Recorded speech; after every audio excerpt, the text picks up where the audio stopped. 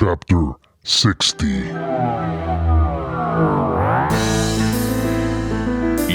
are now listening to the Chapter of the Architect with DJ Architect.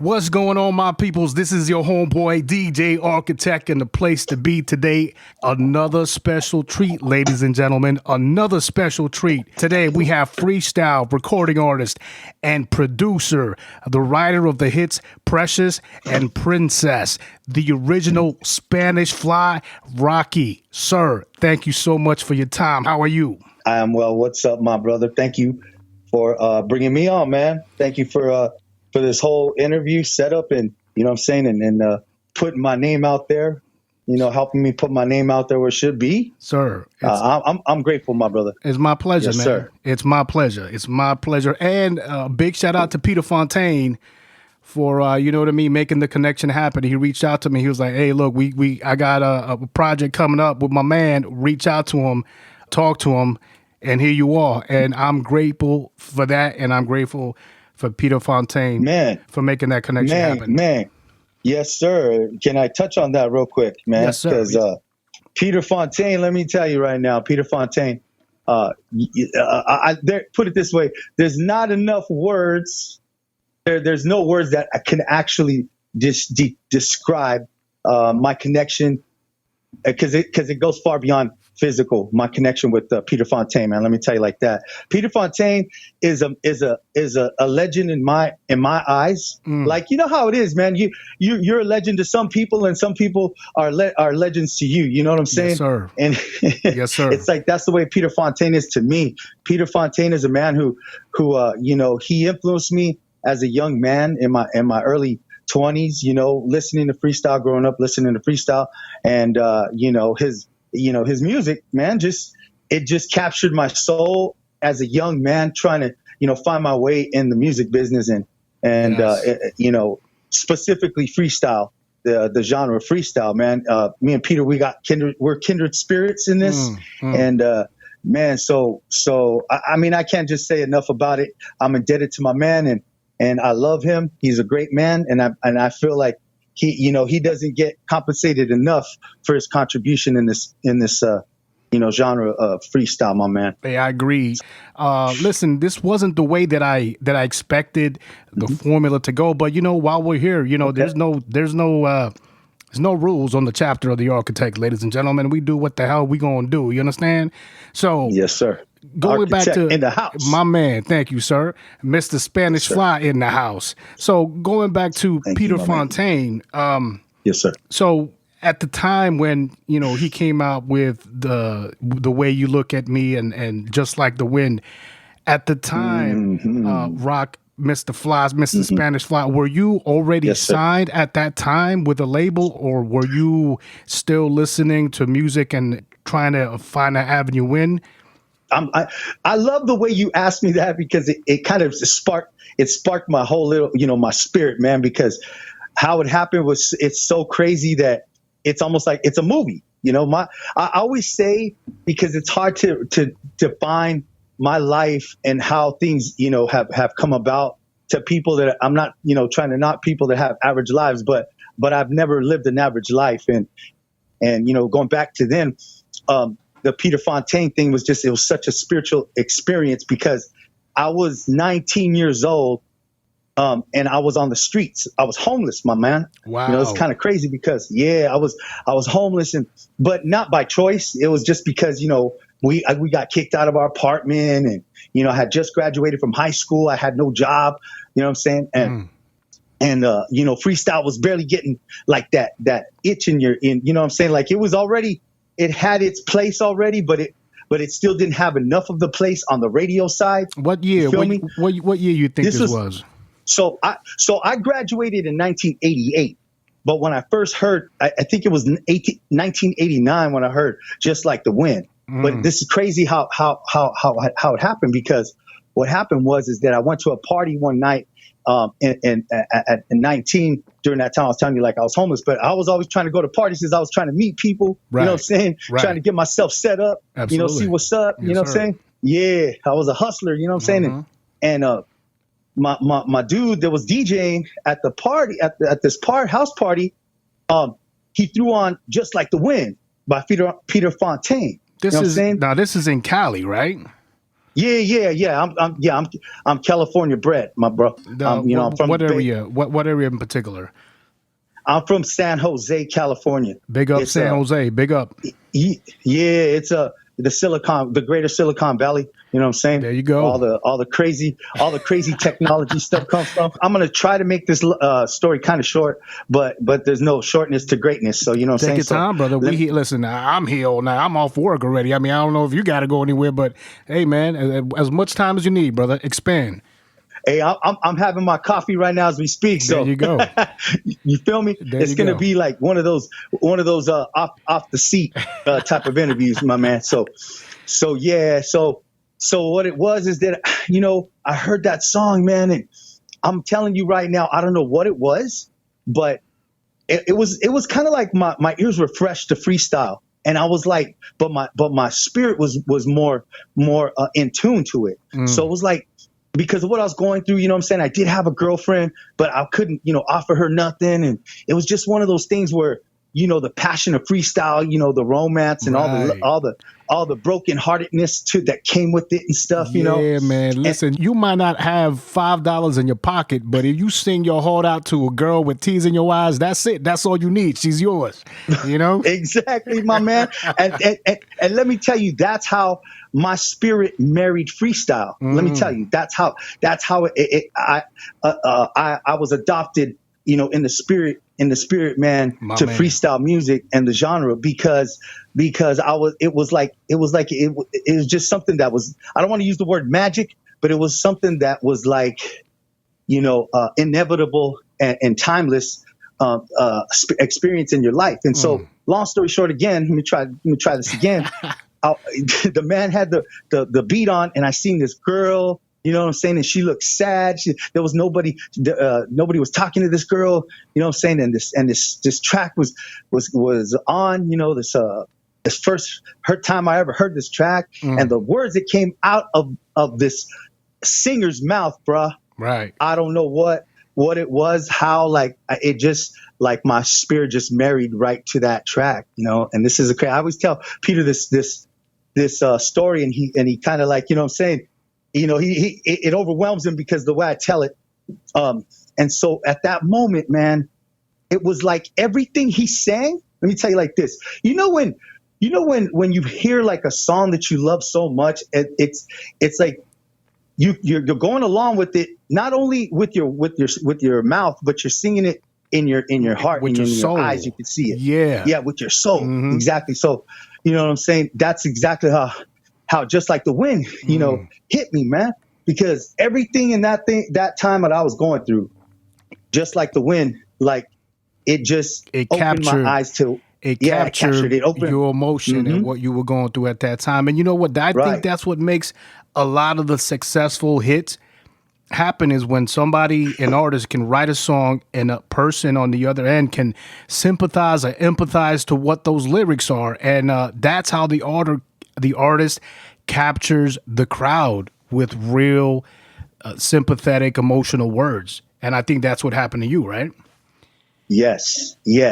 And not only so much so, but I don't know, man. And I want to keep it kind of, pro. I want to keep this interview pro, but I'm gonna still be real. I used to smoke a lot of weed back in those days. You know what I'm saying? Right. So, you know what I'm saying? Just because you know how it is when you're a young man, you try to get that stress off you, and especially the situation I was going through. So I need, I was used to smoke weed, but this is what's the craziest part of it, is because I wasn't even high, bro, at that moment when I first heard this song.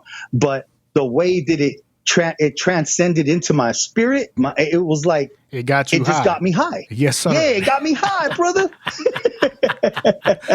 Many songs in freestyle hit me the exact same way.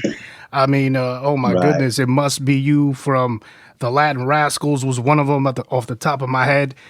There's so many, right? But I totally understand. So Tony Moran. Oh man, listen, I'm kind of upset because obviously not at Tony Moran, but This past Saturday, there was supposed to be a yacht freestyle event down here in San Diego with Tony Moran, Karina.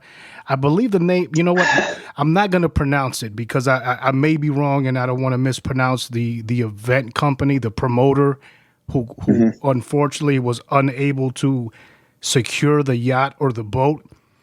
And all we got was a email and, a message stating, we apologize. We're going to reschedule, get back to you when we can. And, you can't ask for a refund. So I'm like, damn, man, how long is this going to be? It's not like, and I saw like a lot of the feeds that Karina was and Tony Moran were doing on Twitter, so they were like up north in Cali. I'm like, dude, they're from the East Coast. When are they going to come back here to the West Coast? So yeah, I don't know, man. I'm kind of hot. You know what I mean? It better not be no 2 years after the fact. And they're like, hey, it's happening. You know what I'm saying? Nah, yeah, man. Yeah. Okay, so yeah, man. So let me tell you like this. So me having that experience, what ended up happening to me on a personal level was that I did not know that freestyle was getting really like really huge in my town. Right. Okay, I did not know it was actually that popular. And so what happened is that from that experience, I would go to these parties, right? Check this out. This is some crazy stuff. This is aside from just details of knowing my musical history. But I would go to other parties, and you know how if you're a rapper, you know what I'm saying, you would battle somebody on the mic, you know what I'm saying, and battle them do a rap battle with them, right? Right. Just to show show off your skills. Show what you about and stuff. And so it was like, for me, I was that guy that would do that with freestyle music, like with freestyle without music. Nice. Like I would battle these fools that would try to sing, and I'd be like, oh. And I saw you in the corner, girl, and you were there. How much longer would it take for me to come near your way? You know what I'm saying? Wow. So it was like, and like I would just like these things, just these words and these melodies would just come and flow out of me, and I'd be knocking out of the park, bro. You know? Hey, yo, Fly, listen, man. Let me cut you off real quick, just for a hot second. Ladies and gentlemen, listen. Did you hear what he just said? Look, I'm from New York, right? We would either battle pop locking, break dancing, or freestyling, right? I never heard of or seen individuals battling singing freestyle music. That is amazing that it would pop off out in California the way. And I'm gonna tell you another interesting factor: the fact that you're from the West Coast gives a totally different flavor to the whole spin of freestyle. Like I said, man, I'm on the East Coast. I grew up there. I had no idea you guys were doing this on the West Coast, battling each other to sing. That's crazy, man. Yes, my dude. And I was in the trench. I was the one in the trenches, my bro. Wow. I was the guy in the trenches. Let me tell you like this. Put it this way. I was so fascinated with anything that had to do with New York. I mean, you could give me a question about hip hop, anything that had to do with what came out of New York, that I studied the swag and the flow and the style of freestyle and even hip hop. And so like I said, with this Peter Fontaine experience, it gave me my own signature style of freestyle, if that makes any sense. Yes, sir. You know what I'm saying? Yeah. So when I would battle, it would just like nobody could funk with me because I had that experience. You know what I'm saying? I had that personal experience, that deep embedded experience. So yeah, man, we were doing that. That's very dope. We were man. doing that. This is the first time I've ever heard it, and I guarantee you, a lot of my homeboys back in New York that will listen to this podcast are gonna look at each other and be like, "What? Get the hell out of here, man! That's like unheard of." Like we would. Don't get me wrong, man. Because back in the days, I had a little crew. We used to go into the recording studio and do things, but we would practice and do ad libs and try to help each other out. But nothing like, stand aside, watch this. Let me hit this octave. That's crazy. That's amazing, man. But it shows. I'm sorry. Go ahead, brother. And that's how come I could understand what the word freestyle even means, my bro. Because freestyle to me, what freestyle is it's the same thing. Like if, give me a beat. And then, you're battling and stuff and you're just like, you're trying to, tear somebody up with the, what I'm saying, on the MC as an MC, you know what I'm saying? That's the same thing to me. Like freestyle. That's how come I can make a freestyle track in 2 minutes. You feel me? Oh, that is so dope, man. So you could because it comes off the dome. That is so that is so that's fresh, man. You know what? Now you making my brain go, oh snap, man. Let's get a freestyle instrumental. Let's get two cats. Round one. Yeah. That's crazy. Here I am wondering what's on your mind, girl. You know what I'm saying? And then I could hear all the harmonies to just a couple of, you know what I'm saying? Licks like that. That's dope, man. That's dope. Listen, aside from Peter Fontaine, what other freestyle artists were you listening to at that time that made an impact on you as well?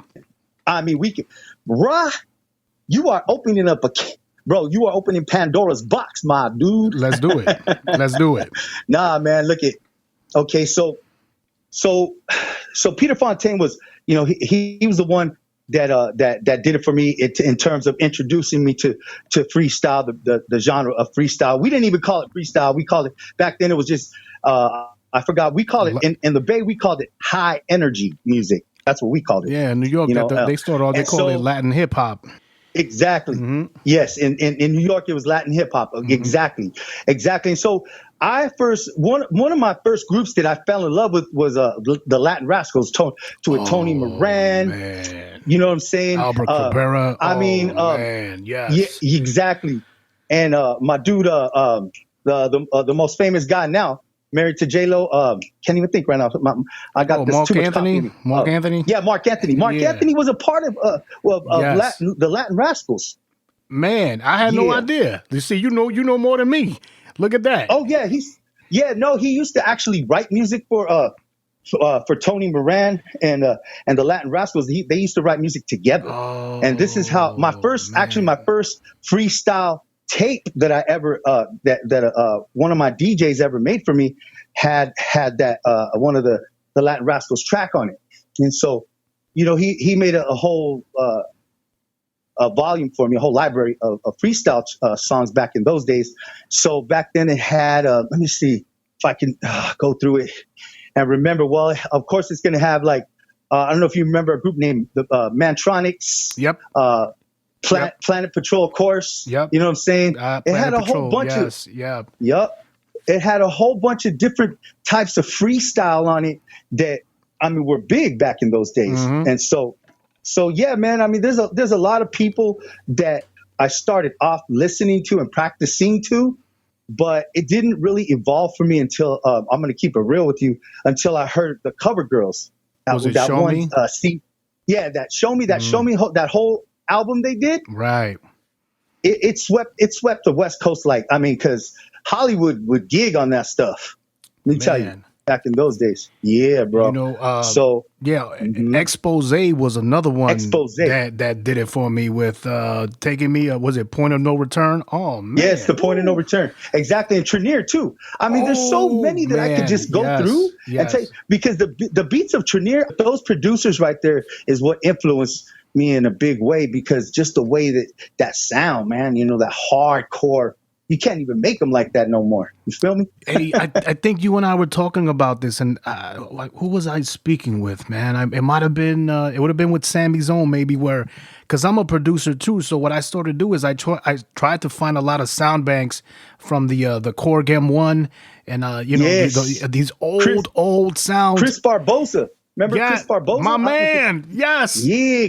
Man. Yeah, man, that fool was sick. And then even Carlos Berrios and back then, Micmac started to make its way in. You know what I'm saying? So, oh man, yeah, man, brother, those vinyls remind me and take me back to the days when I first started DJing, and I remember grabbing two of the same vinyls and just putting them together just to learn how to phase. Oh, dude, bring me back to the good days, man, the good old days. That's what's up. With those little phantom gear with what do you call it? Those techniques, the two techniques. Yeah, you had bro. to have the two. Listen, I had the fake techniques. They weren't even 12. They were straight arm, belt driven. They weren't even magnetic, a direct drive. I had pieces of shit with a real tech Flea market style. Oh man, from Radio Shack mixer. I mean, it was a Yeah, piece of Radio shit. Shack. Yeah, dude, like Yeah. both of the turntables weren't even the same models, man. I mean, it was, but I didn't give a damn. You know what I'm saying? That's what's up. I had one That's real crate shit. full of freestyle. My brother loved hip hop and he loved house music, Yeah. and he had like 4 crates, and that's all I needed, man. I didn't give a crap, man. But I love freestyle to this day. And once again, man, a pleasure having you on. Now, listen, let's talk about now what's happening now as you're doing these battles, and obviously you're a skillful, soulful singer. Now, talk to us about what happened and what led you up to you getting signed, and tell us about, your experiences as a signed artist. Okay, so I'm grateful you also asked that question because it has a deep meaning to me in terms because see, I don't see myself as an artist. I'm going to keep it honest with you. I do see myself as an artist in terms of, see, music is, to me, it's the setting in which you're in terms of your creativity, what you're setting. So in other words, like I'm also a musician. See, I see myself more as a musician, and I'll tell you why. Because I grew up with musicians playing in bands and stuff like that, with the old school stuff, with the Malo and war music, all the Latin hip hop. I mean, all the Latin, all the Latino stuff. You know what I'm saying? And my dad, see, he was a great guitarist, a great vocalist, a great melodic, keyboard player. Wow. And he played the percussions. He played pretty much almost every instrument you can think of, the bass. I see him as my prince, you know what I'm saying? Because he was like that in that category to me. I mean, really. And I'm not just saying that because he was my dad, but he was a phenomenal musician. And so I was able to grow up with that caliber of influence in my life firsthand. Yeah. So my dad be playing, his music in his garage, and I'd go in there and he'd throw me on the drums. All right, son, I'm gonna play this guitar riff. I want you to play in the pocket. You know what I'm saying? So that was my first. Yeah, so that was my first instrument. That is so I could play. So I could sing. I learned to sing and play the drums at the same time. So that's what I can do. That's pretty difficult, man. A lot of people don't know that mechanic is different. Is very difficult, man. Almost like playing the guitar and singing at the same time. Guys, you try that, or try riding a bicycle, doing the hula hoop and chewing gum. It's difficult. Exactly. It is. And the thing about, for me, it just came natural because I don't know, just because of just having that DNA in my DNA, that gift of music in my DNA, man. And that's dope. And so there's a lot to it, though. So I also grew up in high school with a lot of different music education, my man. You know what I'm saying? I went through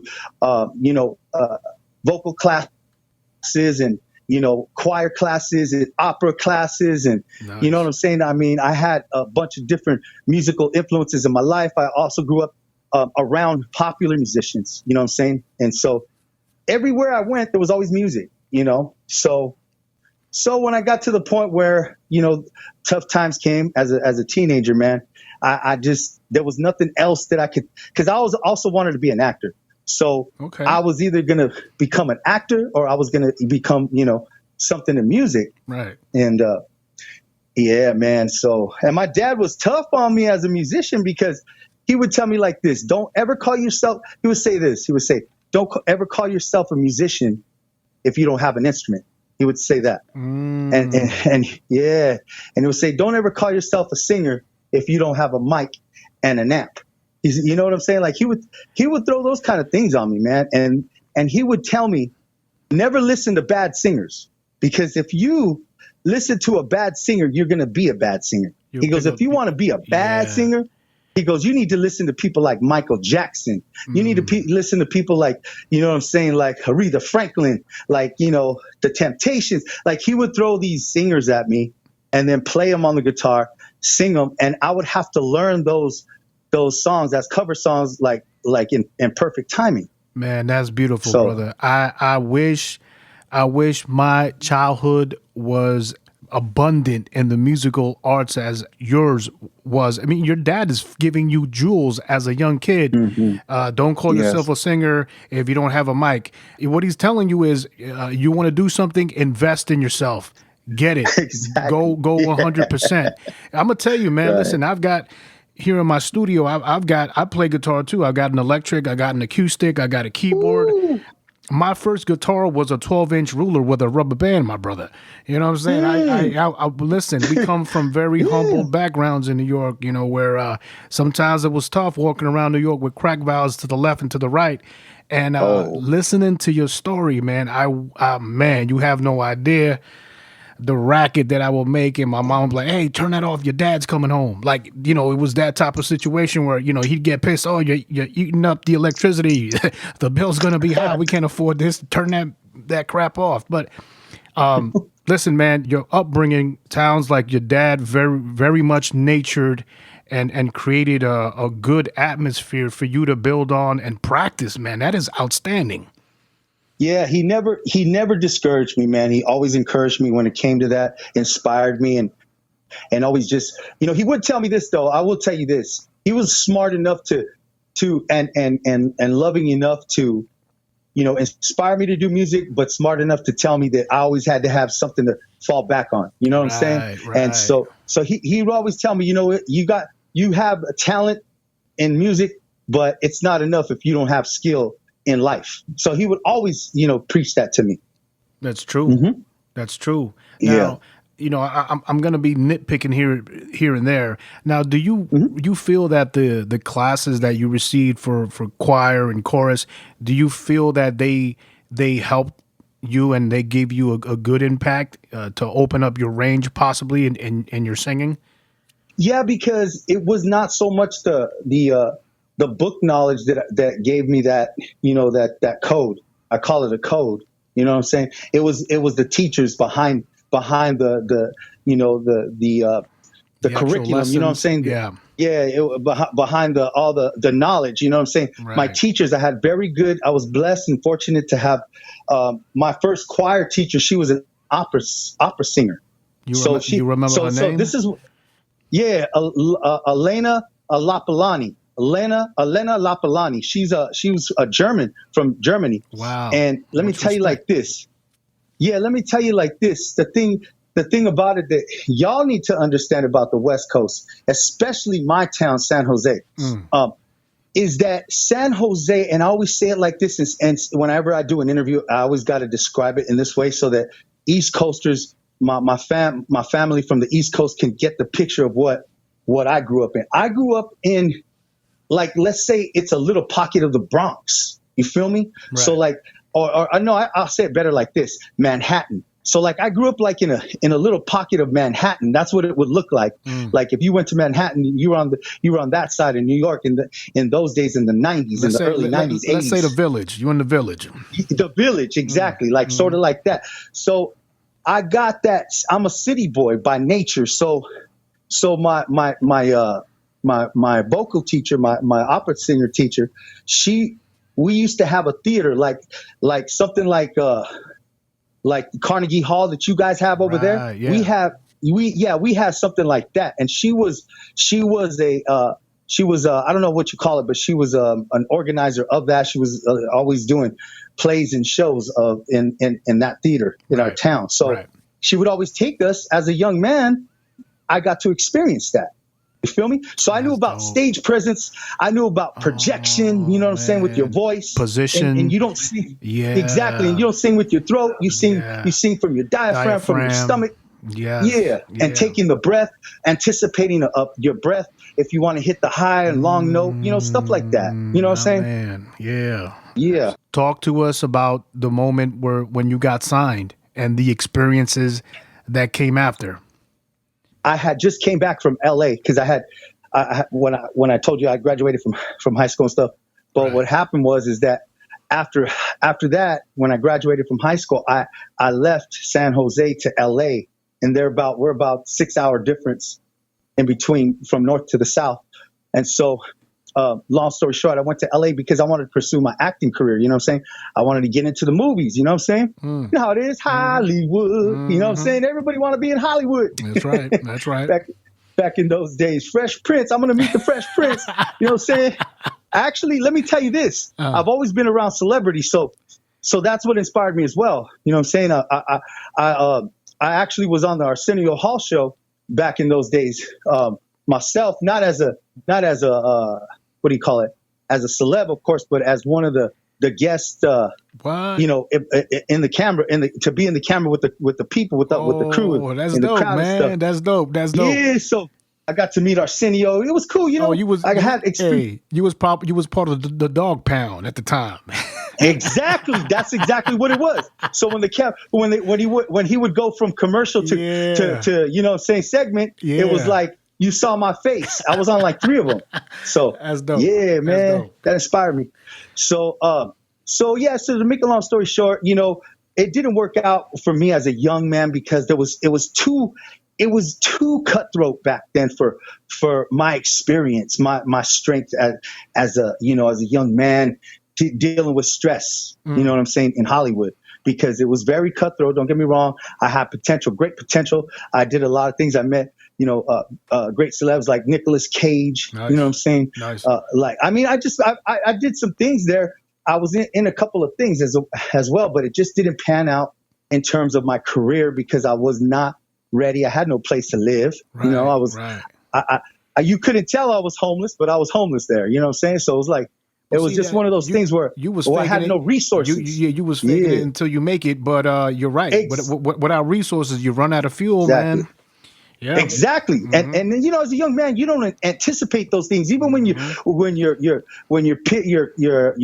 people that are up above you have experience and they tell you, you know, you're going to need this and watch out and be careful. I can do it. You know, so that's what I went through. Yeah. So I came back, long story short, I came back to San Ho, man. And I thought to myself, well, then it's gotta be music. I got to do something with music. Because, you know, I was always around recording studios and stuff. So I said, you know what, let me figure out what I'm going to do with this music. So I started writing. I'd be riding the bus back in those days, you know, the transit. Yes, sir. And I'd be riding the transit all around town. And I'd have we had those little recorders. You remember those little recorders? Those little like Walkman, right? They're little Walkman. Where you could press the red Walkman button. Ones. Right, but they were this smaller. one had like they were smaller. Yeah, right? they were smaller. Yeah, I remember exactly those. With the small tape. Yeah. Right, and you could actually hold the damn thing in your hand. Yeah. And so I'd have that with me all the time, and I'd have like a little pad, like a notepad, and so I would be writing songs, man, all day long, riding the bus. And so I eventually got into the studio, made some demo tracks, man, and I ended up at a nightclub one night. And one of the tracks, one of the radio hit song, a freestyle hit song by a group named Days, and the song at that time was called Girl. It was called Girl. Mm-hmm. Okay, I heard that on the radio, and I'm like, you know what? This doesn't quite sound like New York, right? But it still has that freestyle edge, taste to it. Mm-hmm. Exactly, but it had an LA fusion to it. Mm-hmm. So I was like, you know what? There's something about this track. I love it. I like it. I think I'm gonna check this out. So I went and bought the actual the tape of it, and I found out that these people were in my town. Oh, okay. What year was they this? were in San Jose. What year was this, brother? This was 1990. Okay. Yeah. So, and you know, if you're a breaker, you know that number. Absolutely. Absolutely. So you find out they're in your town. I would be hella excited. I'm like, oh shit, man, I gotta find these people. Maybe I can get some kind of connect. What's going on? Yeah. Or, you know what I mean? At least at the minimum, it inspires you. Like, yo, they in my town, if they could do it, I could do it. Exactly. That's exactly what it was. And I was like, but it was more than anything. It was more like, it was like a fate and destiny type of situation, because what happened is that that group had a show and in a club called Studio 47. and that was our Studio 54. 54. That ours was Studio 47. There you go. And they had a show that night, and so I showed up. You know what I'm saying? As a young man, in heat of action. You know what I'm saying? I'm like, man, you had did you have your tape in hand? You had your tape in hand? I had everything. My man. Everything. I had prepared. Everything. I'm like, yep. I was prepared. And not only that, I was prepared to sing any song they wanted me to sing, bro. Yeah. Yeah. And so yeah, long story short, man, I pursued and I found out, that they were there. And so what it was is that I had so much persistence in those days and confidence in myself. It's like nowadays, you know what I'm saying? Especially when you get older, you kind of lose a little bit of confidence, but it's more like you try too hard a little bit sometimes, and then you're like, man, I don't need to try. If you have it, you have it. You have it. So back then back then it wasn't even like I wouldn't even think about it. It was just, I was confident, not overconfidence where it looked, where it set off a bad tone, bad cockiness. Taste.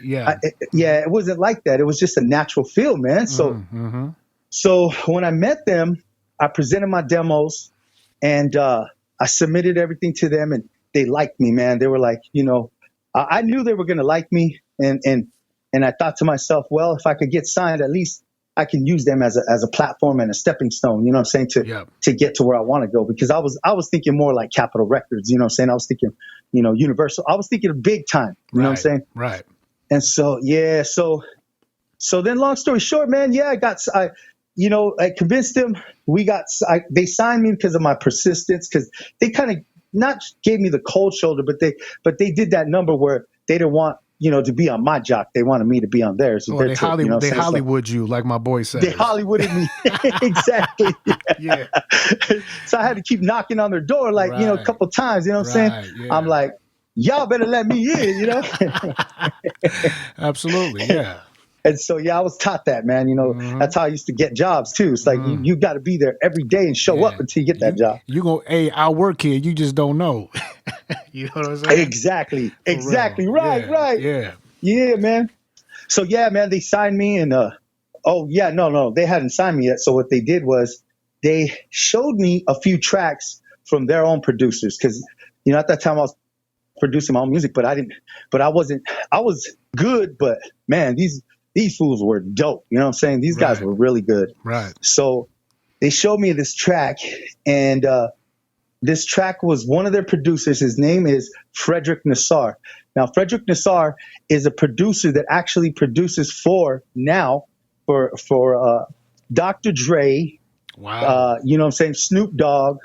You know what I'm saying? Okay, he got skills. He got skills. Yeah, this guy, like he became a big time producer. He goes by Frederick.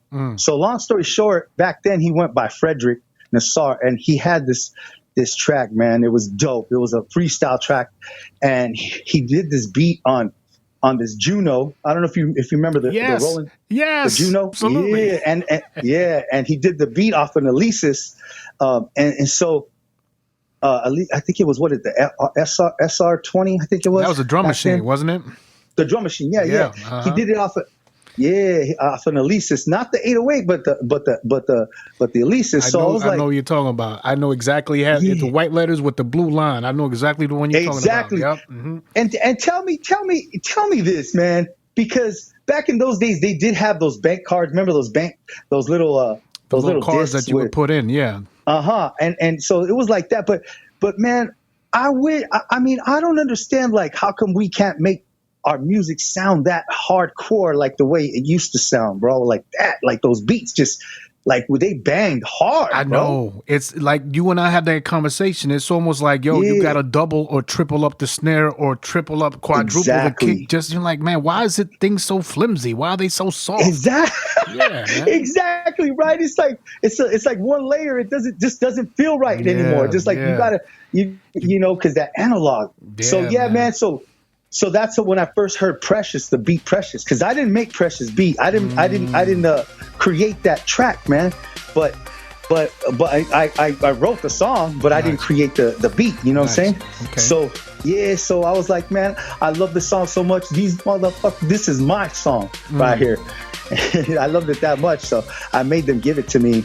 and a couple of other songs. And so I wrote to it, and they went crazy with what I wrote to it, man. They were like, I can't believe this kid. They couldn't believe that I could write a song that quick. How long did it take you? How long did it take you? Honestly, it took me like an hour. In those days, that was the long time. It took me an hour to complete it. That's 3 verses, including the hook? 3 verses, including the hook. Ooh. Actually ad-libs too, but here's the crazy thing is that my ad-libs, I didn't even get to put them in the song like I wanted to, because they had control in those days, man. It was crazy how they controlled every little detail and stuff. Hey, that sucks, man. Hold on. So if you're like, yo, I want to put a little bit of spice over here, they're like, nah, you good. That's enough. Exactly what they did to me. Man. It's like they stifled your creation, man. What the hell? Yeah, that's what I went through, bro. Put it this way. I don't know if you've ever been through where, let's say you're at the movies, okay? And you get excited to a movie part that's like, might be a Vin Diesel movie, and you want to jump up and cheer on Vin Diesel for doing something crazy, you know what I'm saying? But you feel like if you did everybody gonna boo you. Yeah, because it's an awkward silence, and then you're like getting all crazy. That's kind of how they made me feel all the time, bro. I was like, I can't be myself, that's man. Bougie, man. That's bougie, man. That's what they did to me, man. That's stifling. Exactly. And they supposed to be excited over like new ideas. But check this out. Check the way I do this vibrato. Oh, yo, exactly. Do it again. Hey, do it this way. Like push you to break boundaries. That's whack, man. That's whack. But honestly, it was because too there was a lot of egos in the midst of the environment. You know what I'm saying? And so that's kind of what I had to battle too. And when you're a young man, you don't challenge authority in that type of atmosphere. You feel me? You're right, man. Real quick, and I don't mean to cut you off, dude, but I want people to hear Precious, man. Okay, so now you're in the studio, you're dealing with a somewhat, not somewhat, but a stifling type of environment. Right. And I'm going to go back to a conversation you and I had a couple weeks ago where you told me the waters were extremely treacherous and bloody with a lot of hammerhead sharks out there, man. You want to go into that side of the story? When you're young, bro, I was, look it. I came from the streets. Don't get me twisted. I came from the streets, but I was not like, I wasn't I wasn't a don on the street. You know what I'm saying? I wasn't a general or nothing like that on the street. I was just a little soldier. In the Bay Area, they play politics like in a crazy type of way. Yeah. So what specifically happened to you, or did you witness that enlightened you to that whole crazy world? The guy that was the owner, the CEO, I'm pretty sure he was a Mexican dude. That's all I know. But with that said, you know what I'm saying? When I went to sign, he was like, yeah, go get this, go ahead. And at the signing, he told me to take my contract to a lawyer. Right. Mm-hmm. But he didn't say it in a way to like, he was persuasive, and he just said it in a way to like, I can't explain this to you, man, but he gave me this look like, if you do, I'm gonna make sure that I break your fingers, pretty much. Oh. So at that time, and not him, but he had a team of street soldiers working for him. So I didn't know none of that stuff. And so, because I had so many experiences in between, but so I never took my contract to an actual lawyer, right? Because I felt like they were gonna go ahead and take care of me, because just the way he said it was just so persuasive, as he was my protector, and I didn't need to go that. And if I question, his guardian, and if I question his authority, well then he's going to treat me like a father figure, but like a father that spanks you, so to speak. You don't trust me, and I'm here trying to make you money. I totally understand. Yeah, and then you as an adult, I mean, obviously you can't think clearly to be like, hey, let's be honest about it. When we're young men, we sometimes don't have the clarity to be like, hey, think precisely and business mind, should I say, right? Exactly.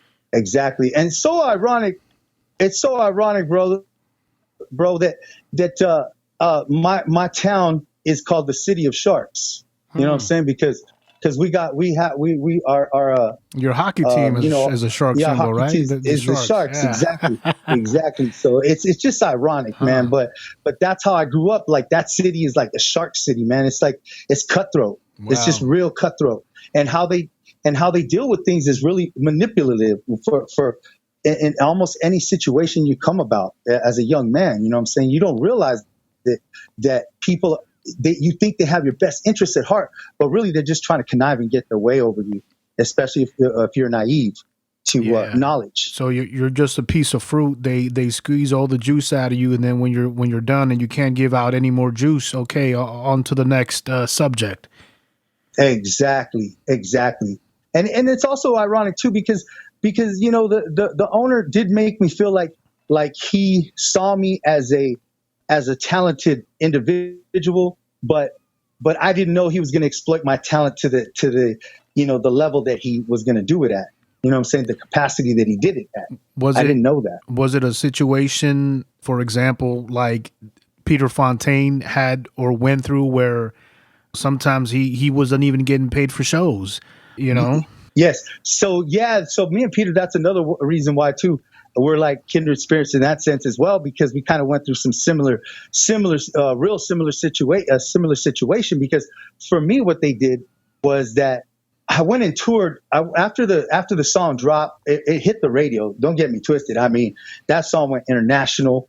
Precious went international. It went. I toured everywhere, like, out of the country, in the country. Where I went to a lot of different places to tour. Beautiful. The problem was that I did not know that they were going to charge me for everything and every little detail of my record your deal. Tour, yeah. My tour and everything. I never got paid. I remember having like $500 one time. That was the most I ever seen in my hand. Like five bills. Man. And I was like, but we were making like $1,500 a show. You know what I'm saying? And I had $500 in my pocket.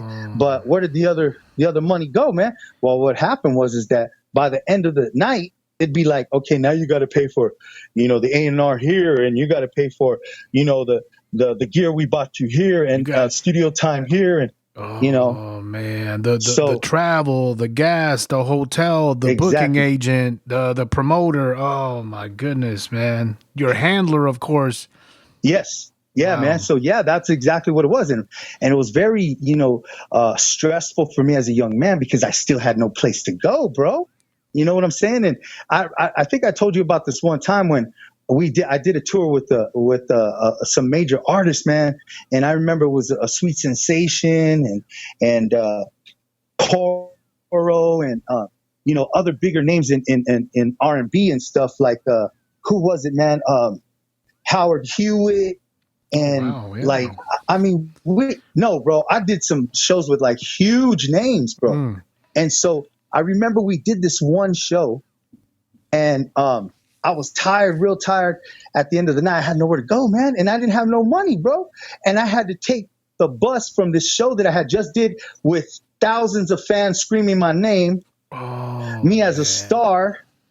Wow. And then waking up in this bus in the morning, and somebody from a fan from the actual the event saw me coming out of the bus, bro. Wow. And I was like, yeah, they were like, they rode me for it. They were like, hey, Lorenzo, because I used to go by Lorenzo. That was my stage name back in the day. Right. Hey, Lorenzo, what are you doing? They asked me, what am I doing coming off the bus? Wow. And I was like, I was embarrassed, man. I was embarrassed because, I had just did a show, a picture shoot for a magazine. No, but I did a magazine shoot. Oh, just my goodness, man. Yeah. Mm-hmm. Yeah, man. And so, long story short, man, that's what set it off for me. That one particular time. Like, in other words, the light bulb just went on. You're like, what is going on, man? You're putting in all this work, all this effort, all this energy. Obviously, someone's getting paid for it. You're riding a bus and getting heckled by a fan that was at your show. This ain't right, man. This ain't right. Exactly, man. That's what kind of triggered me to kind of like, because I had already wrote 2 more songs for the follow-up hit. You know what I'm saying? With Precious. Right. So we were about to release 2 more songs. So then, but what happened, man, was that I busted a grape. You know what I'm saying? I busted a grape, dog. I don't blame you, man. I don't blame you. What? So did you go to the manager? Did you go to the record company? What happened? Well, okay. So you just seen that movie with that Ice Cube movie? Man, I can't even think. Straight Outta Compton, that new one, right? Right. When that scene when when he goes to Jerry Heller's office, Ruthless, exactly. When he goes to Ruthless, and then he breaks up the office and everything. Yeah. Okay. Yeah. Well, that's kind of like what happened with me. It was like I just busted a grape, and I was like, man, this is wrong. Yeah. Whatever you guys are doing to me, I'm poor, and I have a hit song on the radio. Yeah. You know, it's in rotation, full rotation for 3 months straight. You know what I'm saying? And it's like, this is just not cool, man. What's going on here? Right. You know, and so you know, that's what happened. And it kind of like, I was too young to understand, man, that there's other ways to deal with, you know, your problems, bro. You know, your issues in business. You can't handle business with emotions. Yep. It cannot. Yeah. You cannot. I'm going to tell you something, brother. Even now as grown adults, maneuvering through those waters and having the strength and inner fortitude to keep your mouth shut, quédate con la boca cerrada, is sometimes very tough. Because sometimes, there's a saying that says, don't ever water down your immediate response to someone's blatant disrespect. Right. Right. So, exactly. Hey, man, I hold that to heart. And when you see that happen in a professional environment, the repercussions of that action haunts that ass. Exactly. Yeah. And if somebody would have told me, like, I never heard that expression, you're going to get somewhere more with honey than you will with lemon juice. You know, no one ever told me that expression. I was just told to fight for yourself, right? You know, to fight for whatever, you know, because when you're on the streets, you know, it's all pride. It's all false pride. Right. So I did not know that there's a way that you could strategically get what you want in life. Maneuver yourself and put yourself in a better position without having to let your emotions get the best of you in the situation. Get the best. Yep. Right. So long story short, we had a falling out, man. And you know what I'm saying? And in my mind, I had left the record company, but I still was a part of the group. You feel me? I just felt like it was just going to be a conflict of interest. I needed to hire a new manager, you know, just like I was just thinking all that. Well, long story short, because this is what you're talking about, right? You want me to go into the story, right? Yes, sir. Yeah. Okay. So yeah, long story short, man, underneath me, you know, through my distance of, you know, not having that close relation anymore with my record company and being there every day because of, you know, the falling out I have. Well, underneath my nose, man, they were plotting and strategizing how to get me out of the record company. So what they did was they hired two lookalike, because there was another guy in my group. So what they did was they hired two lookalikes to Milli Vanilli my voice on my tracks, my bro. Man. So that's what they did. They did that to cover their tracks for new shows, for new, you know, the new thing they were trying to do with Spanish Fly. And I totally skipped over the part where I created the name Spanish Fly with my boy Rodney Mahan. You know what I'm saying? We created that name, man. You know, we stood there for like 3 hours trying to come up with the name. You know what I'm saying? Did you guys ever get the name copywritten? No, and that was just it. No, because see, here's the deal. Because behind my back, this is what I'm trying to tell you. The record company did all those things behind my back. They took the name, copywrote the name. They stole my publishing rights to my written words to the song. Wow. You know, Precious, and they just did all kinds of maneuverments, man, that I did not know they were going to do. Brother. And then they took 3 songs from me. You feel me? So it was like, and so what they did is that these two guys, so the fans never knew. So what they did was they tried to erase me as a human being. It's sort of like the situation that happened with with Ronaldo out on the East Coast. and all of a sudden it's somebody else singing his songs. Exactly. Giggles went through that too. Maria Espeto, she went through that too. You know what I'm saying? Oh, dude, yeah, bro. Listen, a bunch of people went through that. I make a song. Those are your children. You know what I mean? And to effectively have someone just say, hey, man, just kidnap your children. And be like, man, hold on a second. I wrote those lyrics, man. What do you mean? Exactly. That's not yours, man. Brothers. No, what's the worst is when you see a video on VH1, because at that time MTV took a dump.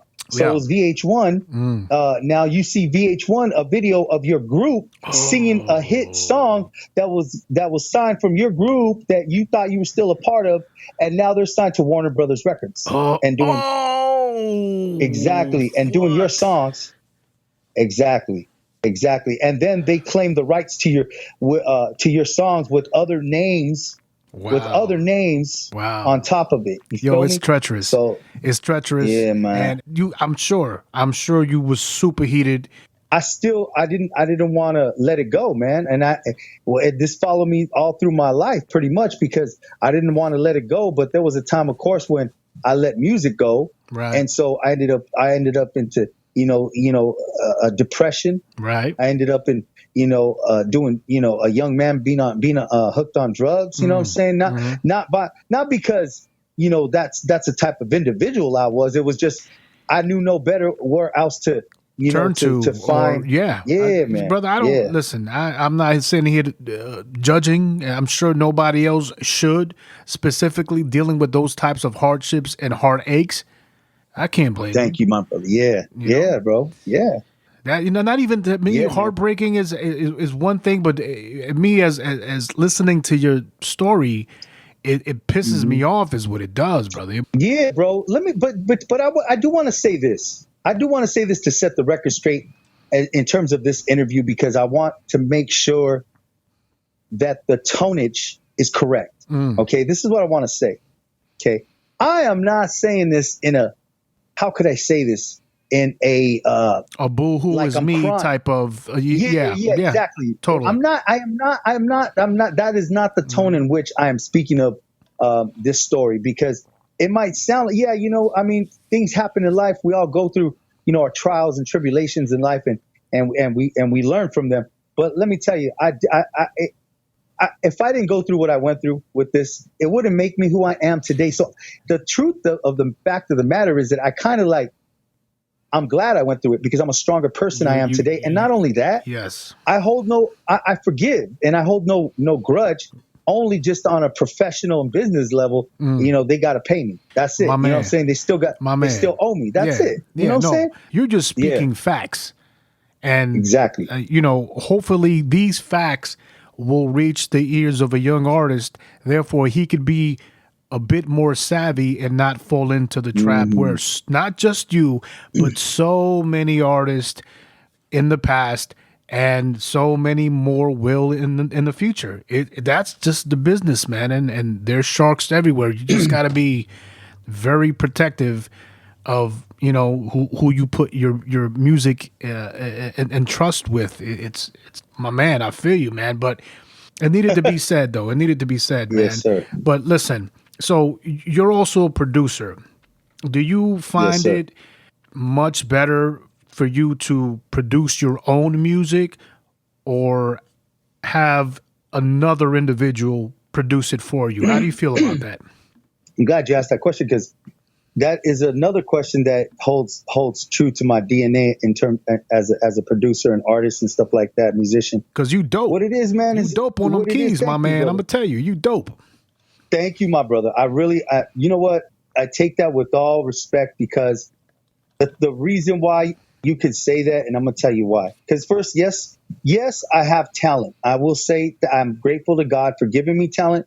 But let me tell you, bro, my dad, the thing, like I told you about him saying, all that stuff about being a musician, and I can't call myself a singer unless I got a mic and all that stuff.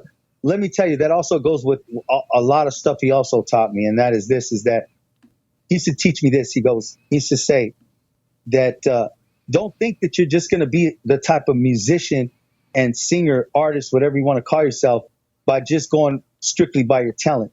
He goes, if you really want to stand above the rest and you want to go all the way, he goes, you need to learn your craft.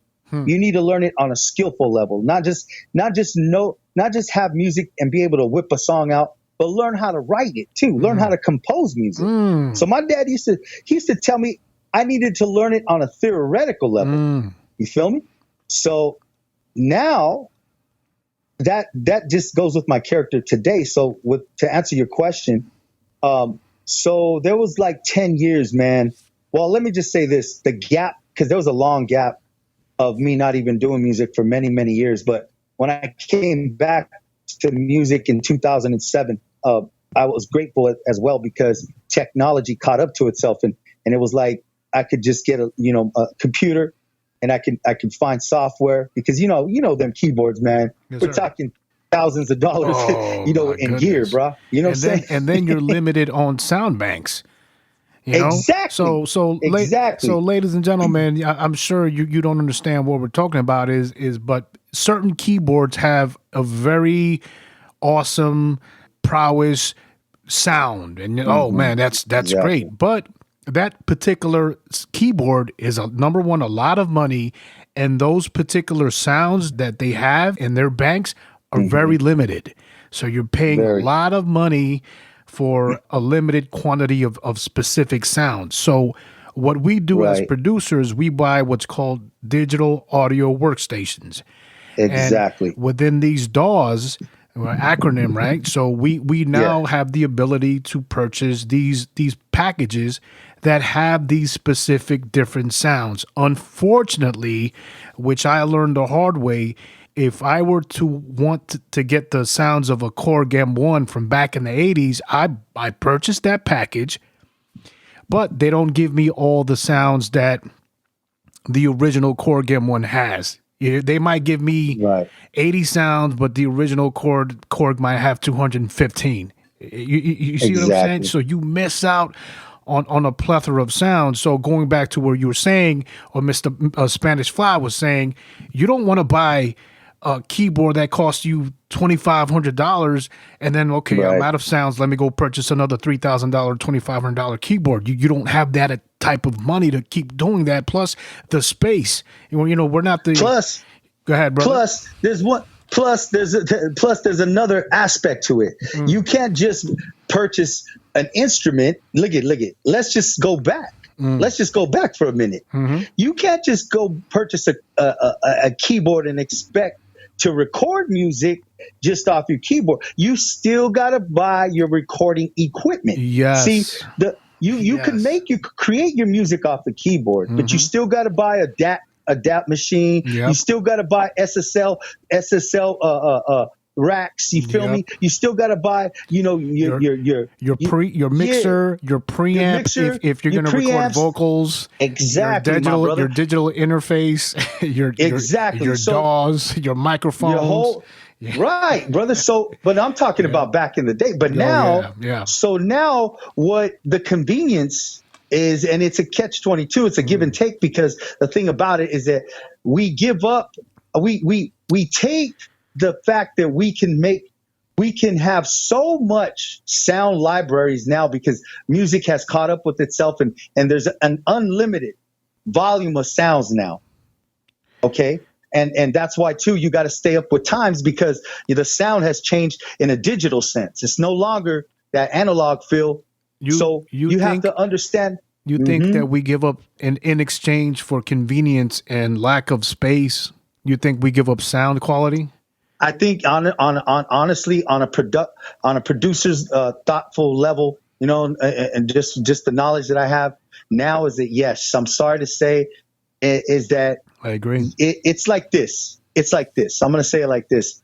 I have $1 million studio with just my laptop and my sounds and my speakers and my interface, my sound card and everything, and my microphone. I have $1 million studio with my setup, but I don't have $1 million resource to make it come out that way. Yes. I still have to understand music now, on an engineer's level. Yes. So Yes. What I'm trying to tell you is that's what I learned in 10 years. I had to teach myself all this stuff. So I know everything in terms of what a producer knows, but I also know what the engineer knows now. I didn't know that 10 years ago. And probably more so as an individual doing a mix and master and editing. You have to You have to learn all the look, man. You have ladies and gentlemen, in order for you to have a home studio and for you to be competent enough to say, okay, here's a final mixed package or mastered, it better stand up to the quality of when a real professional listens to it, and they'll say, "Where was this mastered at?" Oh, yeah, homeboy. Guess what? It was in my home studio. Wow, it was on my laptop. Yeah, you obviously obviously you know what you're doing. I'm gonna tell you, I started. I'm sorry, I don't mean to cut you off. Go ahead, brother. No, my bad too. Go for it. I started mixing and mastering albums, and I have a producer friend of mine who started putting together albums, and another friend who started doing hip hop, and they went out and they paid for mixing and mastering. And just for shits and giggles, man, they come to me and they go, hey, because my name is Carlos. I was hey, Los, hey, why don't you mind mixing and mastering my album? Yeah, whatever, 6-7 tracks. So I go into my mixing suite and I give it back to him, and they go to me, hey, man, I paid like $100, $200, whatever for my mixing mastering. He goes, yours sounds as the same or if not better. He goes, you should start doing that. And I was like, really? Yeah. Wow. Okay. Then it's something I started doing, man. And it's, I'm not saying it's easy, but it's a different art that was able to give me a source of income that I had no idea that I could do until I started putting energy into learning it, Exactly. And a lot of artists, man, nowadays, they don't understand the kind of blood, sweat, and tears that goes behind learning that craft, that art, man. It's something, let me tell you like this. It's like, and there's a producer out there that I love, right? Okay. So we all know who Carlos Barrios is. Okay. So we just had Carlos Barrios on chapter 58, my man. You know what I'm saying? Absolutely. Nice. Carlos Barrios. Nice. And the thing I love about Carlos Barrios, see, these are the type of producers that I look after, the caliber that I'm with in that family, because he's the type of producer that he won't just, and see, this is the kind of struggle that I have in terms of financial wise though, but he will remember to always keep the element of the analog system in his mixes. With the reel to reel, with the tape edits. Exactly. And that's why his shit still sounds great, my man. Banging. You know what I'm saying? Banging. So banging. And you know what? We cannot get that sound on DAWs. We cannot get that sound on digital audio. Get that sound on you can only get it on analog. I'm sorry. It's like, records but to you me. Know what? I'm sorry. Go ahead, brother. Go ahead. Yeah. Go ahead. No, I was going to say, Reason, I don't, a lot of people won't know what I'm talking about, but Reason, the company Propellerhead just came out with Reason 11, and they came out with this fancy way of bringing that element into the system, man. So it's like, really? I've always been fascinated with Reason, the Propellerhead company, because they have the closest sound to analog to me.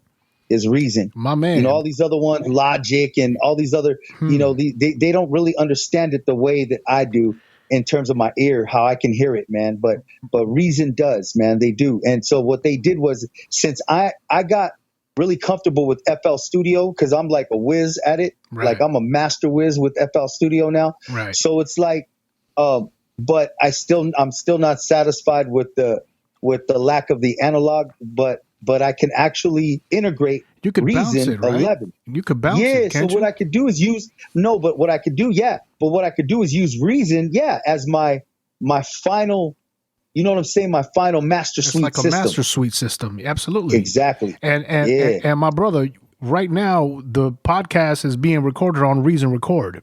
Oh, see? Yeah, my man. I mean, that's obviously, it's not the most updated version of it, but I've upgraded Reason so many times. I've found something I'm comfortable with, And I'm gonna stick to it until the day comes where I'm like you. I'm forced to upgrade, but I love it.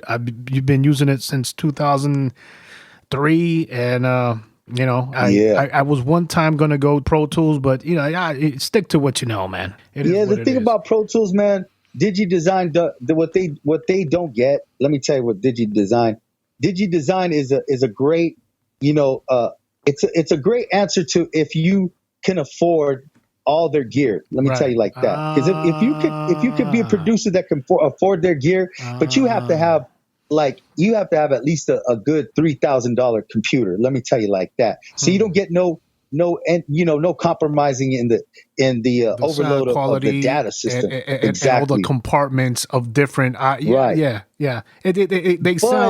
sound a little bit like Macintosh, the way they are with their products. It's nice, very fluent. Like when I DJ, that's all I use is a Mac. But goodness, man, expensive, highly expensive.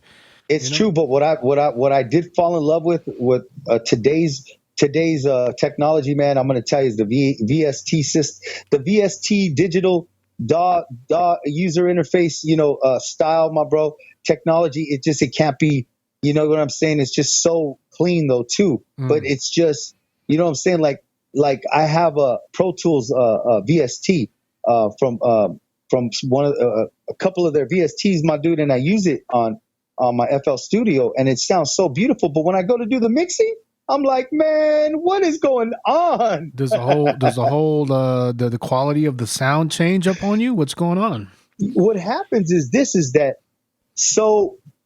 man, it's so hard to explain. So so since music has changed so much now, like before you would make a song and it would be like only one platform you were making it for, or two platforms. Right. The platform would be for vinyl, for CD, and for radio. Right. You feel me? Yeah. And that's it. But since the freaking MP3 and wave thing came in, it's like, okay, so now I got to do my music for YouTube, for freaking Spotify, for all digital platforms. And so now what they did is they made the sound too artificial, like it's crunchy, man. Decibels. They compacted it. Yeah.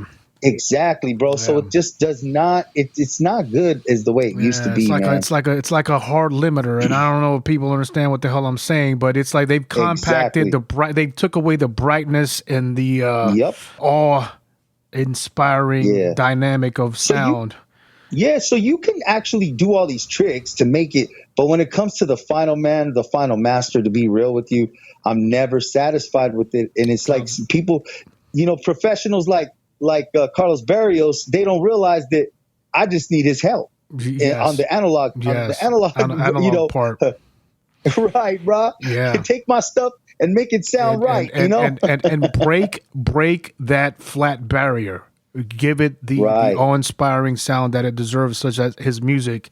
Not going away from the technical stuff. I know people are like, what the hell are these guys talking about? Yeah. But to you and me, we're like, this is like we're geeking out. You know what I mean? But now, brother. Yes, sir. Let's talk about your song. Talk about Princess. Yeah, man. No. What it was is that, man, like I was telling you, I'm having these these challenges with the digital era and the digital sound, man. So what it is that Princess I wrote Princess in 1993. Okay. I wrote that song and there's a version on YouTube. You can hear it on there. And so it never got officially released, man. Wow. So I'm over here trying to write this song on this digital system, but it's never coming out right. So I'm here 3 years trying to mix this song, my bro. 3 years, let me tell you. And in one night, I found out all I got to do is take somebody's template that understands my pain. Oh, you're talking about template as far as EQing and shit like that. Exactly. Yes. Right. And so what happened was that I just processed my song that I was doing on FL Studio Princess. I processed it through somebody's template a perfect EQ version. And so Princess just came out, beautiful, man. It just came out Like Bright. the way I Came wasn't. out bright. Don't get me wrong. Yeah, don't get me wrong. I was still kind of like disappointed with the whole analog. I still wanted it to come out more stronger. Right. You know what I'm saying? Right. But it came out close. So I was happy with it, and I released it. I just released it in what are we in right now? We're in September. I released it. I can't even think right now. Like 3 months ago, I released it. It's a beautiful song, man. Very beautiful. Thank you, bro. Very beautiful song, man. And that's one thing I gotta give you big ups to is aside from the lack of the awe of the analog, your production is extremely precise. I'm gonna get into something that I didn't think I was gonna talk about, but I'll say it anyways. I get into a situation where, ladies and gentlemen, when sometimes I produce music, estoy tomando un poquito, ¿me entiende? I got a little bit of the, beer or, some liquor next to me, get my little, get my groove on. Right. Yeah. So as I'm recording the music, I'm hitting the keys, I'm recording, I'm not particularly worried about timing, being precise. What I'm worried about is the inspiration and building upon that melody to not go away. So it's imperative to me to just, record. Okay, next track. Let me build upon that. Record.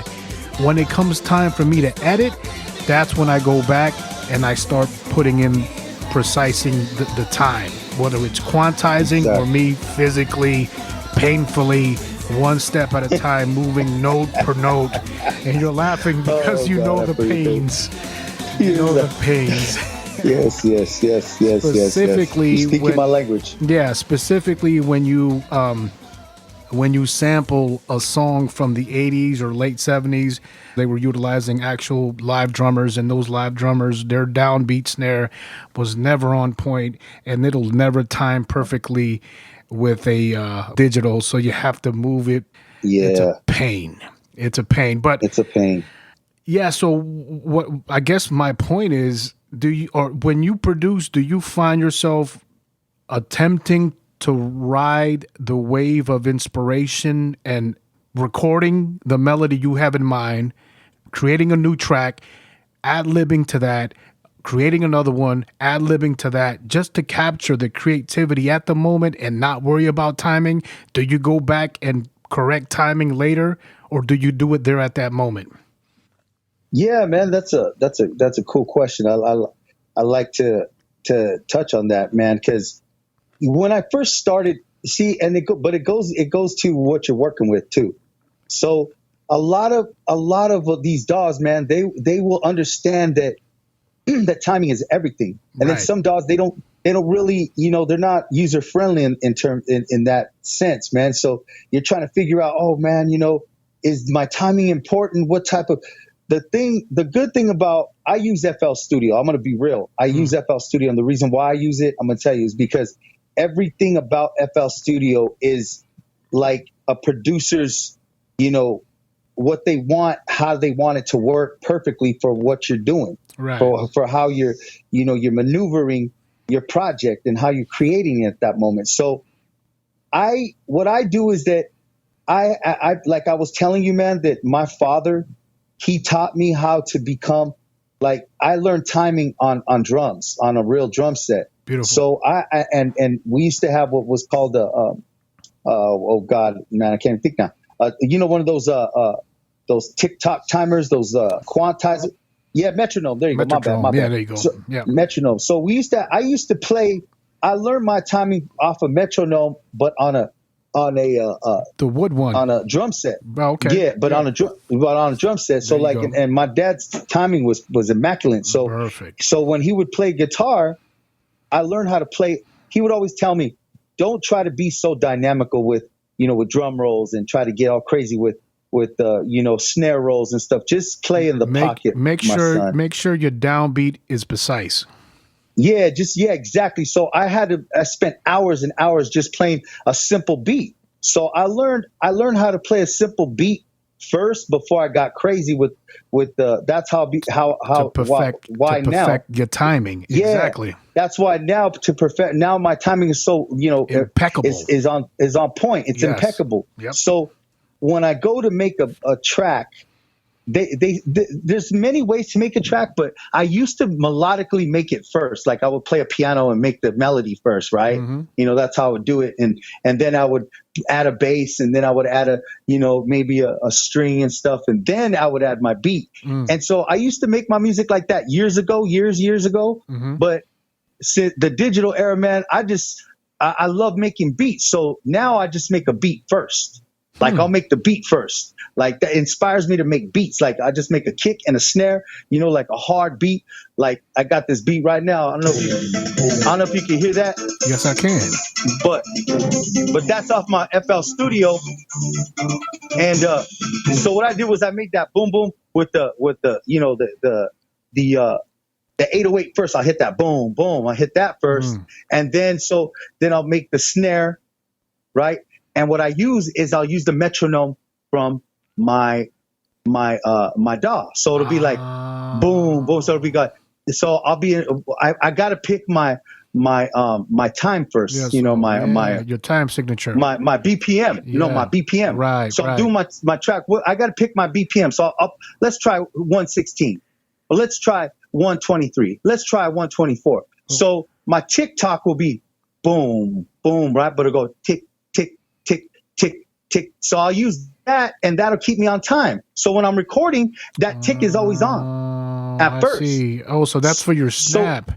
Yeah, that's just for my groundwork. Yeah. So then once I record that, then I don't use it anymore, because at least as long as I got my kick and my snare on time, I'm good. So then I'll start recording everything. And then if I don't feel it's on time right, then I use my quantize. My brother, you know what I'm saying?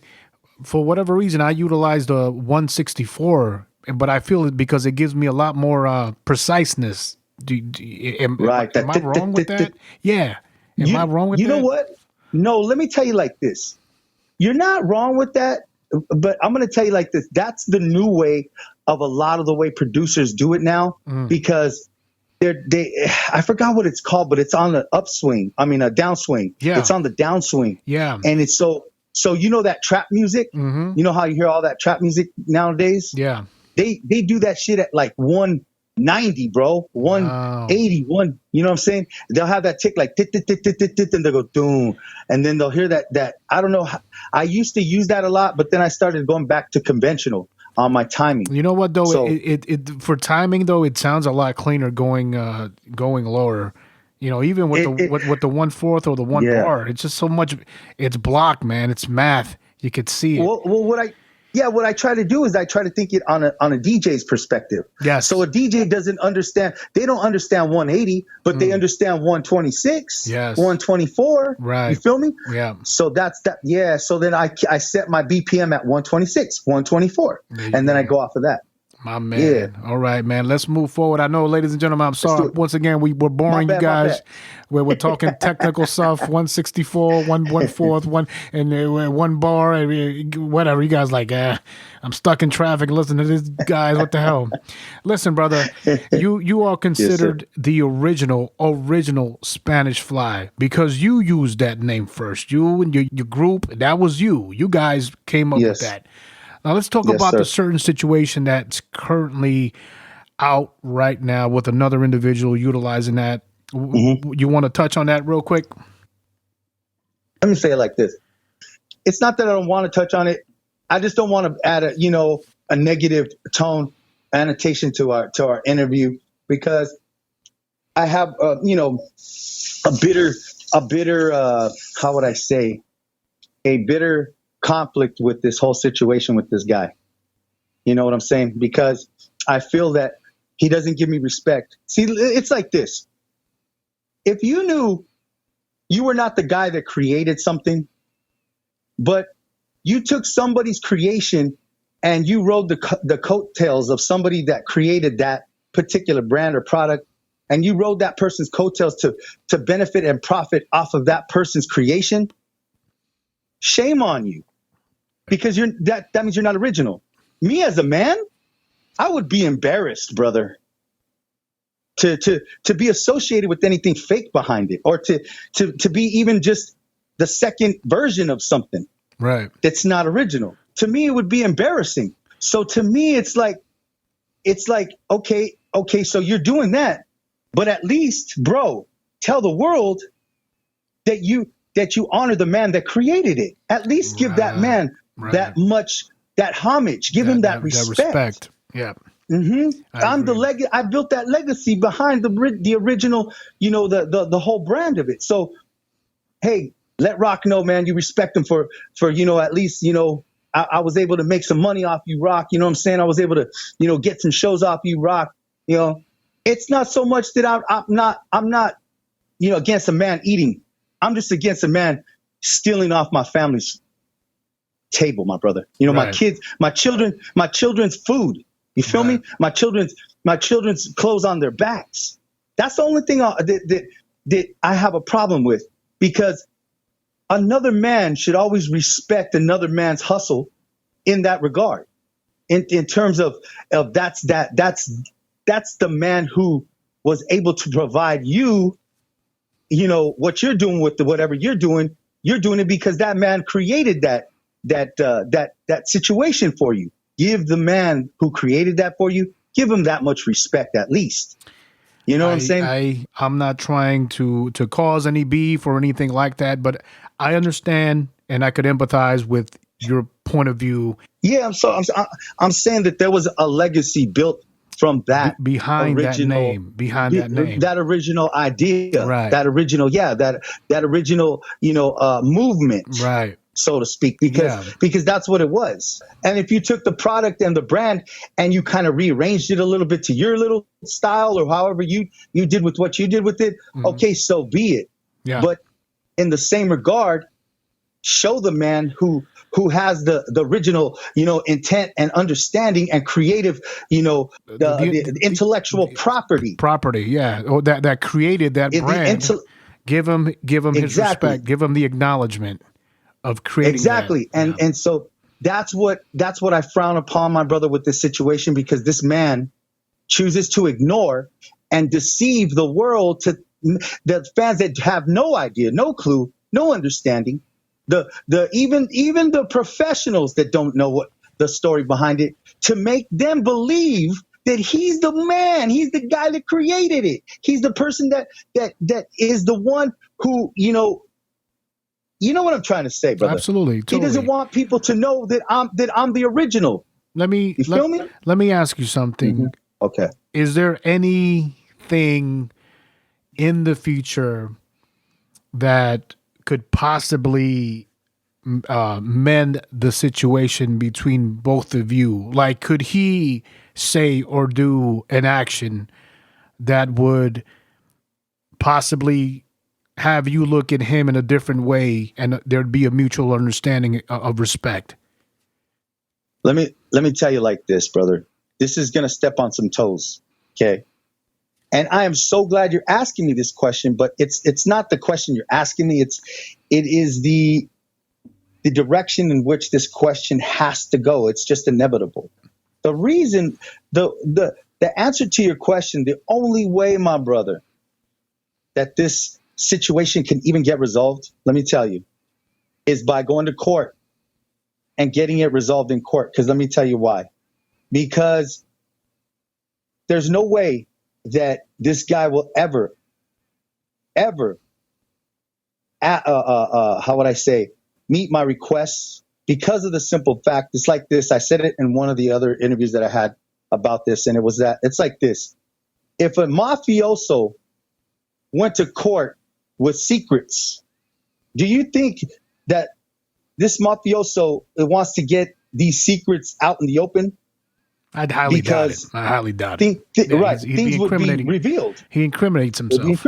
Yeah. Exactly. So that's what this guy is. This is what the whole premise in which why he doesn't want to address me. He tries to ignore me because the truth will get out there. And the record company, the original, the owners and the CEO has enabled him, has how would I say, Empowered him. approved of his Empowered him him. for Yeah. this bad behavior, Right. to do this, inspire. I mean, to encourage him to continue the facade and the the secrets, to hold on to these secrets. And so they don't want to look at. Let me tell you like this: if we went to court, they know that if we went to court, I'm going to take the name Spanish Fly away from them. I'm gonna if we went to court, his Spanish Fly career would be done. So that's the reason why it can never unless we go to court. That's just the way it's going to be, because he doesn't want to acknowledge the truth. Right. No, I totally understand, brother. I totally understand. But moving on to on a legal basis. Yeah, on a legal basis. Absolutely. I totally understand, your point of view. Listen, once again, shout out to our brother Peter Fontaine, man. Listen. Peter Fontaine. Listen. Love you, my bro. Not too long ago, you put out information and you stated that you and the great Peter Fontaine will be working together on new music. Can you talk to us about this new project you guys got coming out? Your eyes, my man. Hell yeah, my bro. Let me tell you, it's always been a dream come true for me to actually even meet Peter Fontaine. In 2009, I was blessed to go out to New York and meet Peter. I met him for the first time in 2009, and when I met him, it was like two brothers, from another childbirth, mother, brother. being Word is separated. born. Word is born. You feel? Yeah. So, long story short, it would be, another dream come true, of course, if me and Peter, we're brothers, we talk a lot on the phone, you know what I'm saying? So we just decided, let's do it. And so, yeah, man, me and Peter are going to come out with something, and I'm not going to reveal anything about it, but I'm going to tell you like this. It is fire, baby. It is fire. I know whatever you guys both highly talented, whatever both of you guys put together is going to be dope and off the hook. I know that for a fact, man. Now, listen, man, I don't want to keep you on for too much longer, but listen, this is the truth. Based off all of the experience that you've gone through in the music business, can you please give the listener, perhaps there's some young artist right now that's listening and he wants to avoid these loops, these traps. Can you give us 2 or perhaps 3 items to help out a new and upcoming artist to avoid these follies and these traps? Oh, my man. Let me tell you. Okay. Yeah. Yes, sir. Of course. Because unfortunately, I wish that I had more time with my children, in terms of like all my children are talented, from my oldest to my youngest. They're talented with music. Okay. They got the DNA in them. They got the genes. All right. So, but the folly in that is that if I don't pass on my musical knowledge to them, then I'm not doing a service and a justice to what God has given to me and responsibility to them. So I would say it like this: you youngsters that are in this, getting yourself into the music business. Okay. First of all, the technology, there's no excuse. Okay. You can make music nowadays just on your laptop and in your house, you know what I'm saying? And do it from your home. You can make a hit from on your kitchen table. You feel me? You can make a hit. But what I would say to that is the rule never changes. The principle never changes about music or any industry, genre, talent or brand or whatever you have. The principle always remains the same, is that if you have something and you are passionate about that, learn the mechanics behind what you love. Learn the mechanics. If you love music and you want to do music and create music, learn. It's like this: how can a mechanic be a mechanic if he doesn't know how a car mechanic, if he doesn't know how the engine runs in a you know what I'm saying? It's it's like wanting to be a great guitar player but not knowing how to change the strings or tune the guitar. My man, Yeah. my man. Exactly. That's exactly my point. Yeah. Learn it from the ground up. You understand it. Learn how it works. Learn how to master your craft. Learn. You know what I'm saying? Learn how to mix. Learn everything. I mean, it's no accident that YouTube is available for anybody to learn anything. Yes. You know what I'm saying? Yes. I learned a lot from YouTube. Let me tell you, I learned a lot of my ingenuity. My engineering skills from YouTube, man. Yes. Yes. And but I would also say one last thing is that with that said, I would say get with somebody like me, if you're an apprentice, get with a master who knows his stuff and try to learn from somebody that's already been there, done that, and experienced. Yes. You know what I'm saying? Don't just jump into the music business because everybody else is doing it. See, that's the one thing about what it's like a catch-22. We got the technology. The only bad thing is that the markets are all saturated. You feel me? There's too many damn everybody wants to be a DJ. Everybody wants to be an actor. Everybody wants to be a singer. Everybody wants to be a producer. There's too many. Right. But just because you're inspired by something, that does not necessarily mean that it's something you should actually be doing unless you really take the time to know that it's for you. And believe me, you might be your worst critic, but there are people out there that will tell you if you got it or not. And once they do, that's when you know you should be doing it. Don't get discouraged, but they're there for a reason. Critics are there for a reason. That's valid though.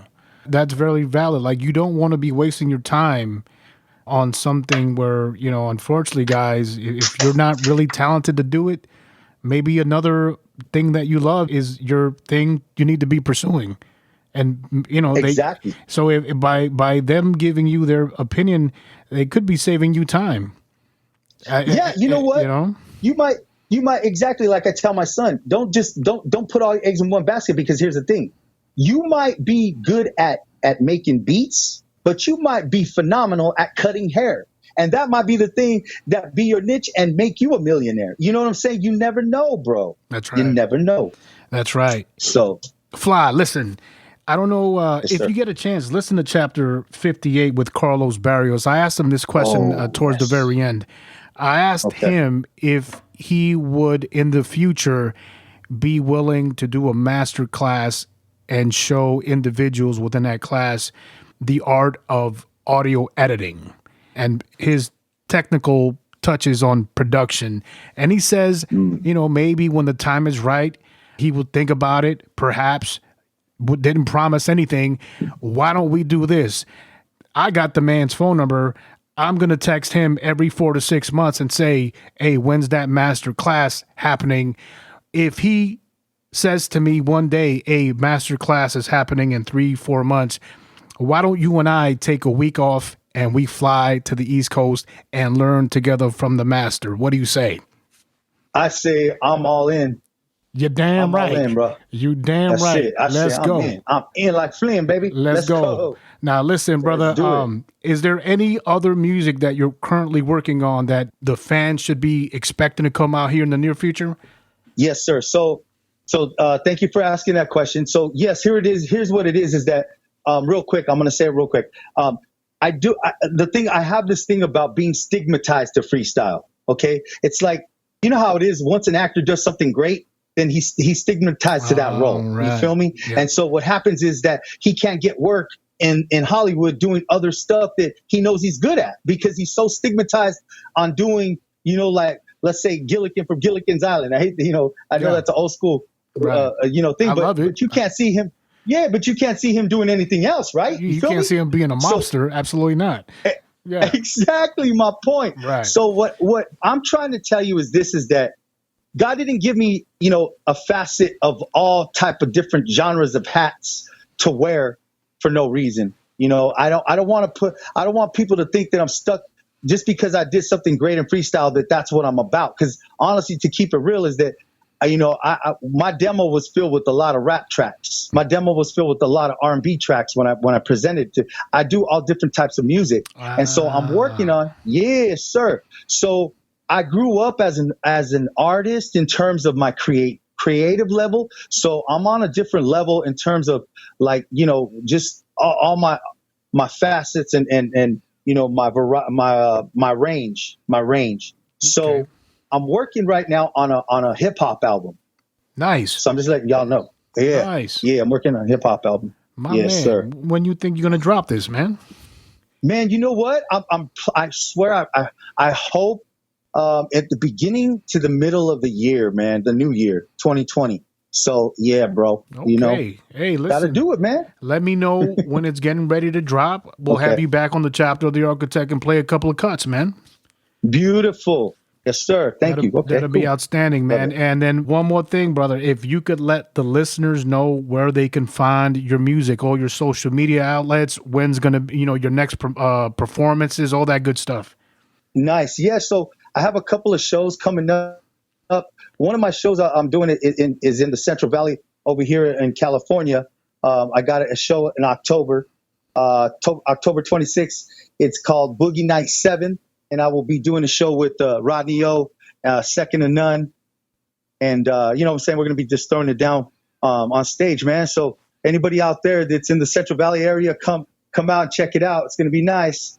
And then I have another show coming up in, I want to say, let me see, around November time in Texas, man. So I'll keep my listeners, the people out there posted. Go to my Facebook. My Facebook is where all the information about my music and updated stuff is on my Facebook, and you can find me at The Real Spanish Fly. So it's, you know how it is. You type out Facebook and then, / The Real Spanish Fly. And then I'll come up as Spanish Fly featuring Rocky. That's my name, Rocky. There it is. There it is. Hey, Rocky. Yes, sir. Listen, man, it's been a great pleasure. I had you on a lot longer than I expected, but there was so many juicy points that you don't want to stop an individual while they're in the middle of a conversation. And plus that, I talk a lot too, so I apologize. A lot of people like, my people's like, yo, shut the hell up, let the man speak, Los. But listen, nonetheless, man, it was a great pleasure having you on the chapter of the Architect. Thank you so much. And, for being so humble, man. And I love the fact that you and I this is probably the second time you and I have had a 2-hour conversation. And every time we speak, man, the only 2 times we've spoken, they've been so fluently relaxed. And we've always, I don't know, man, it's like we're very same type of mentality. And I appreciate that about you. Thank you so much for being so humble and being so kind, brother. Yes, sir. Yes, sir, Los. The way I feel about you, my brother, like I was telling you before we go, is that I already feel as though we're fam, brother. We're family. I'm going to go to my grave with that. We're family, my brother. And I would definitely take up your offer to go out there, and see your studio too as well. I'll bring my music, what I'm saying? Let's create some music together, bro. My man, that'll be beautiful. That'll be beautiful. Ladies and gentlemen, once again, this has been your homeboy DJ Architect with our special guest Rocky E, the original Spanish Fly. This has been chapter 60. Listen, ladies and gentlemen, once again, thank you so much for your support. You can find this podcast on YouTube, Apple, Google Play, and all other platforms where you find your favorite podcast. Once again, ladies and gentlemen, this is DJ Architect. I love you guys. We are out. Peace. DJ Architect.